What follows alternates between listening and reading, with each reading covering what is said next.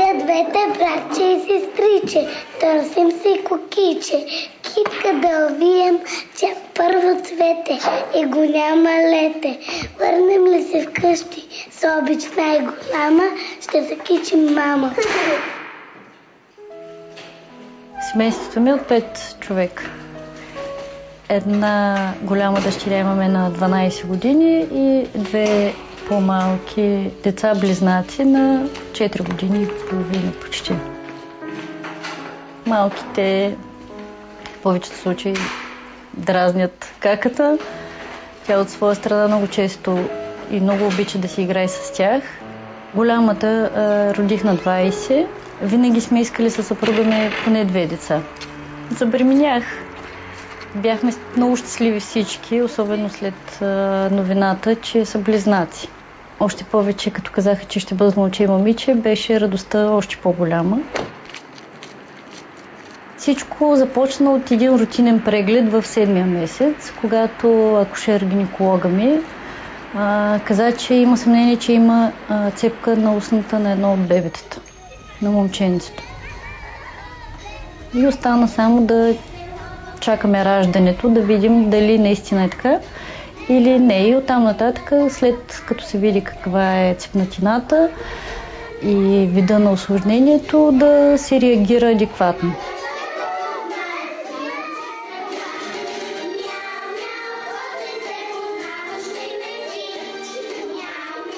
Като отидахме на 3D изследването, казаха, че за съжаление, може би, е твърде напреднала бременността и са твърде големи, за да успеем да ги махнем.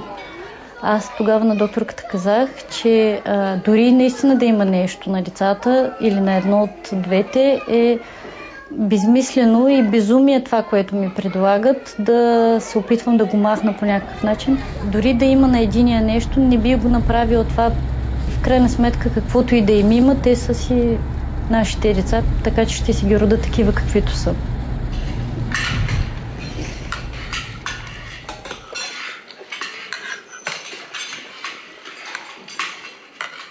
Страхове имах много. Моят мъж го прие супер нормално.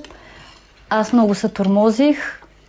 В смисъл, плачех си и може би от неизвестното и от страха от това какво ще се случи, какво има въобще.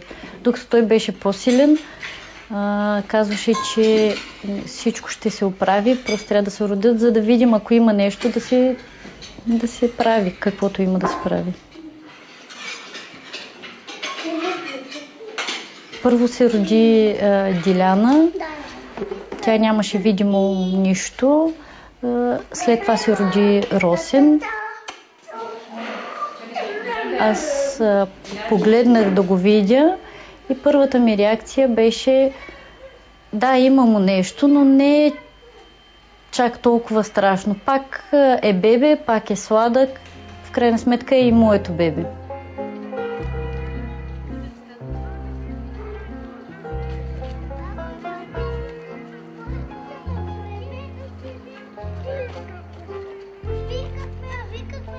Диагнозата беше пълна едностранна цепнатина на устна, непце и венец.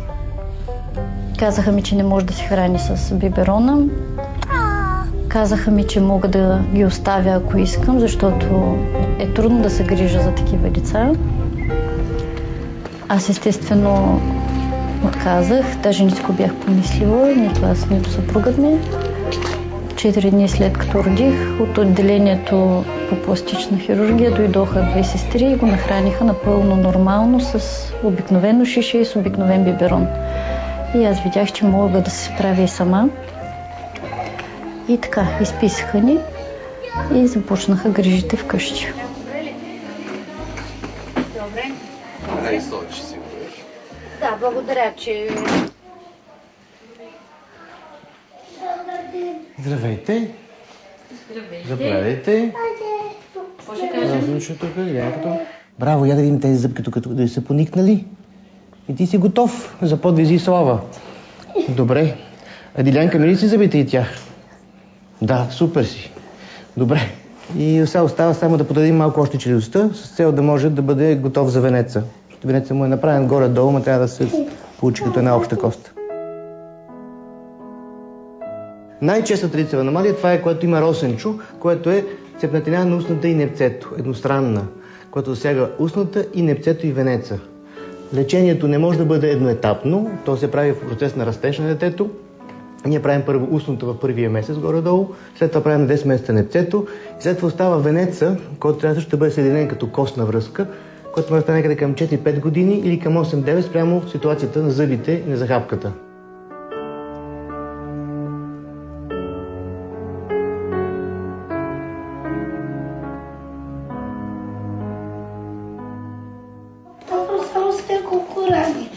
Няколко рани. Диляна се роди с сраснати пръсти на дясната ръка, така наречената синдактилия. И с нея сме преминали през няколко операции. Вече имаме от 4 пръста, имаме вече 5, разделени са напълно и е прекрасна визия. Добре. Хубаво, мерси. Ами хубаво, ние сега няма да правим видеоклипове за говорът ти, защото той говори супер.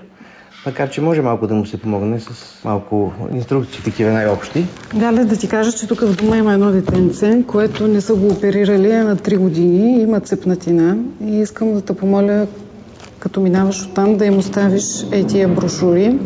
Аз съм разпечатала, съм набрала едно писмо и ще ти го изпратя на имейла да си го разпечаташ, за да им го оставиш, да се запознаят с това, какво прави асоциацията. Ако нямаш брошури, ето ти ги.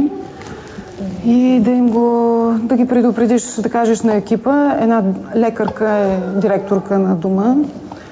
Не ми е ясно, има някакъв проблем там, поради който това дете до момента не е оперирано. И съм сигурна, че като родител за контакт, ако отиде там, ще може да го приемат по по-добър начин.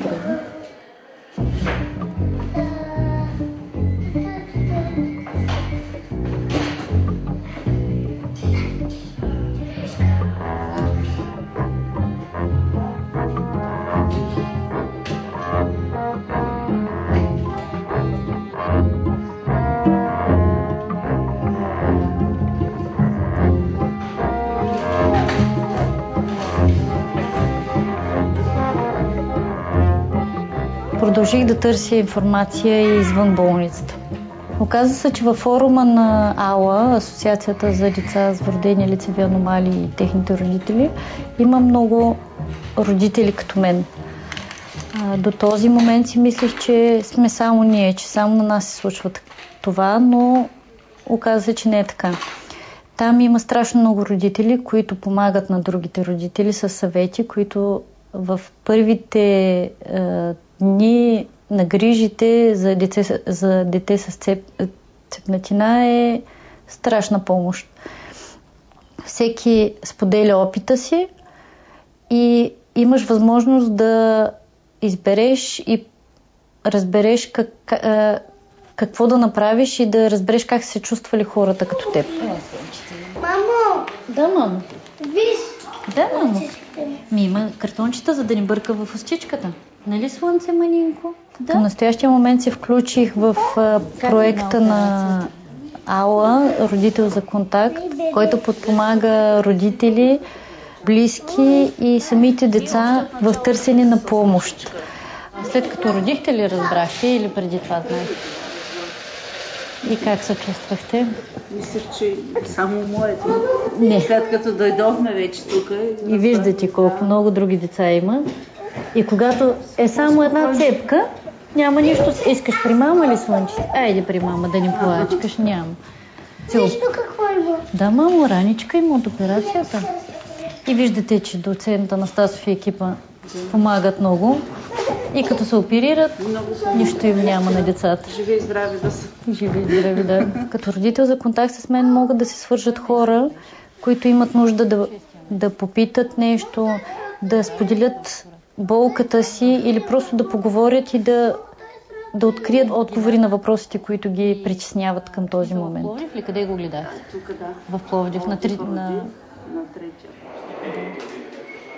Приех да бъда родител за контакт по проста причина, че осъзнах колко много са ми помогнали хора, които не познавам. Освен семейството, което беше плътно до мен, хората, с които контактувах по телефон, по имейл, по всякакъв друг начин ни се срещи, осъзнах, че те дават страшно много подкрепа.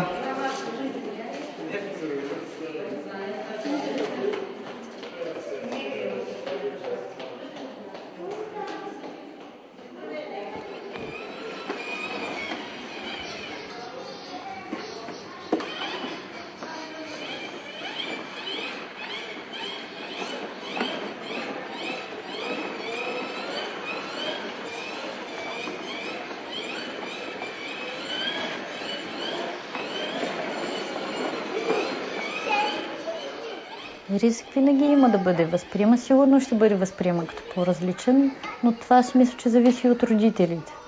Как той, с каква нагласа ще живее. Ако ние го показваме това, че той му има нещо и го опитваме да го скрием или да не говорим за това, в един момент на него, ако някой дете му каже, виж, имаш нещо на устата, той ще се притесни, но мисля, че няма да се получи, защото той знае много добре какво му се е случило, говорим постоянно и мисля, че няма да има проблем.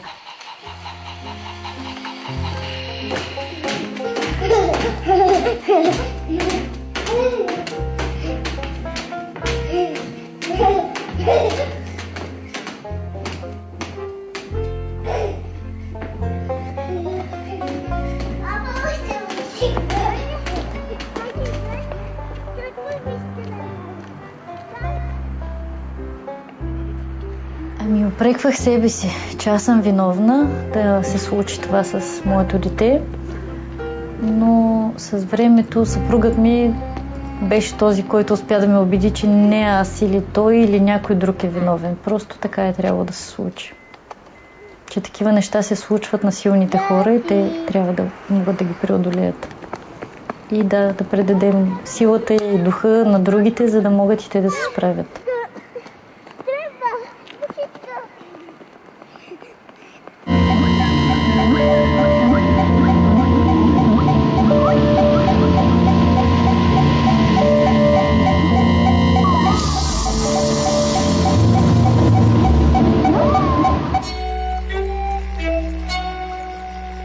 Малки истории от понеделник до петък в 17:45.